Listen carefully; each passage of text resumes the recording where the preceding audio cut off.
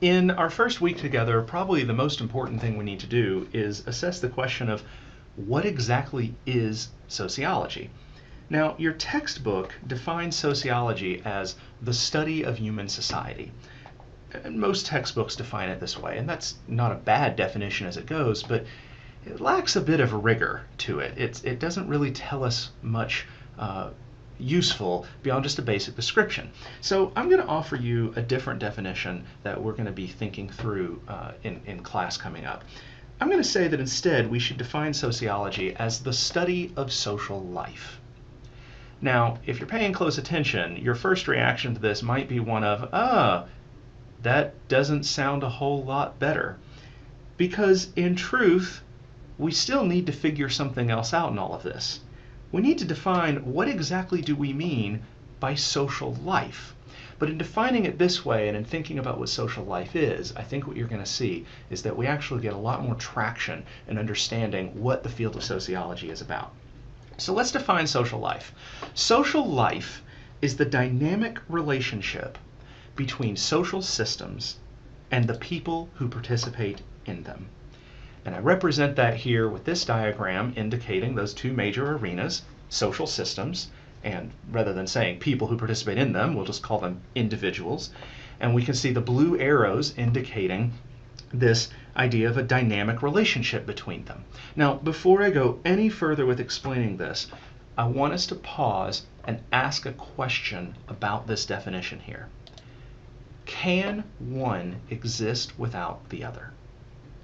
That is, can you have social systems without having individuals who are a part of them? And conversely, can you have individuals without having social systems who are influencing and a part of them? And what would those arrangements look like?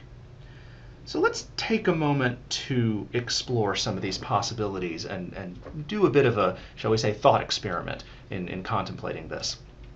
Let's consider first social systems. Can you have social systems that exist without individuals? Now, I know we haven't defined what a social system is, and I'll be giving more detail on that next week, but I think for the moment we can work with an intuitive understanding that I'm hoping most of you have. We might think of social systems as things like government, or education, or family, or the media. There's lots of other examples, but those are some common ones we could consider. What would it look like for one of those things to exist without individuals? Could you, for example, have a family without people making up that family? That doesn't make sense to most of us. Or consider, for example, government. Governments, like families, need people to be a part of them. And this is true for any kind of government, everything from a pure democracy to a totalitarian dictatorship and everything in between. You still need people to actually be a part of whatever that government is. So I think maybe the closest example we might get for a social system that exists, shall we say, independently of individuals, might be in the realm of language. If we think about, say, dead languages like Latin or Old Norse or Middle English or something like that that nobody speaks anymore. But really, even that's kind of a stretch, because the fact that we call them a dead language is what suggests to us that, well, at one point, they were living. In fact, they wouldn't even exist if there hadn't been people who were participating in them and were actually using that language and developing it and interacting with each other through it. So, though it's not used anymore, in a way, that kind of demonstrates to us that they might still exist without the people, but they would have never come into being. And they aren't really alive anymore without people to participate in them. So I think we can clearly see that social systems need individuals to actually exist, to actually operate in some way.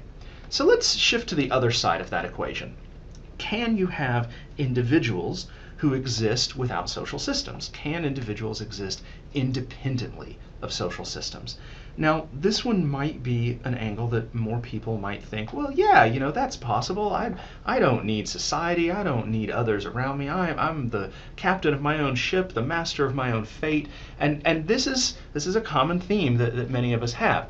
And on some level, there is a level of truth to it, sure, particularly if we think about this biologically.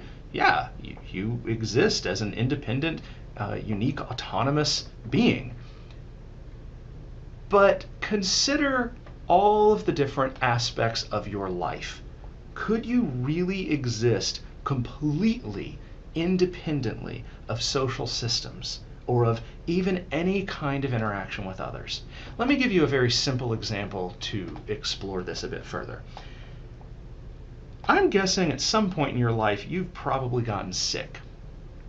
And what happens when you get sick? Well, most of us, when we get sick, we go to see a doctor. Well, in that very act, we are already interacting with a healthcare system of some sort. We're interacting with the healthcare provider.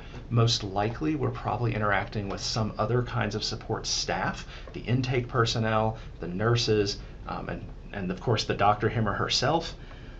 We're probably also interacting with a health insurance system. Most of us have some form of health insurance, or if we don't, we're having to figure out how to pay for it ourselves out of pocket. In addition to doing that, we're also indirectly interacting with other social systems too. When you go to see a doctor, you don't want just some crackpot. You want someone who knows what they're talking about. You want someone who's been properly educated and has appropriate medical training to be able to diagnose your problems and make appropriate suggestions to you. You're probably also going to have to drive to get there. This means that you're going to have to get into a car, which probably you didn't build yourself. You're going to have to drive on roadways, which you probably didn't design or build yourself.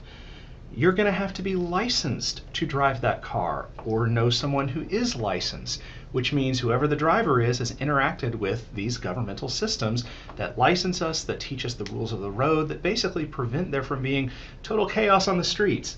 Oh, and you're also going to have to put fuel in your vehicle. When was the last time you extracted and refined gasoline for yourself? So what I'm hoping you can see from this is that there are a host of different social systems that we interact with, some directly and some indirectly, even in the most simple, basic things that we do in our lives. In other words, we might think about this as showing how we are always participating in something larger than ourselves. And if we want to understand social life, and if we want to understand what happens to people in social life, we have to understand what it is we're participating in and how we participate in it. This is going to be our central meditation for the remainder of our course, understanding the different ways in which this relationship occurs and the different configurations by which it happens. To put this another way, you are more influenced by the world around you than you think you are. This is perhaps one of the most central insights of sociology that I hope you will take away this semester. So bear this in mind as we seek to explain various phenomena in the weeks ahead. Most of us are used to seeing things in a very individualistic light, and I'm not going to say that the individual perspective doesn't matter. What I'm saying is it perhaps matters a little bit less than we often believe it to. The answers that we are going to be focusing on are the ones that make us look beyond ourselves and beyond our immediate surroundings to understand how that wider world around us influences the ways that we operate and exist and behave. Before we wrap up, your question for next time is to look up the suicide rate for 2017 for the state of Tennessee. Go to the American Foundation for Suicide Prevention's website, shown on the screen, and click on the fact sheet for Tennessee and check out what was the suicide rate for 2017 for our state. Central takeaway for this video, we are defining sociology as the study of social life, and we are defining social life as the dynamic relationship between social systems and the people who participate in them. We could put that together and say that sociology is the study of the dynamic relationship between social systems and the people who participate in them. We will be building on this in our next class. I look forward to seeing you then.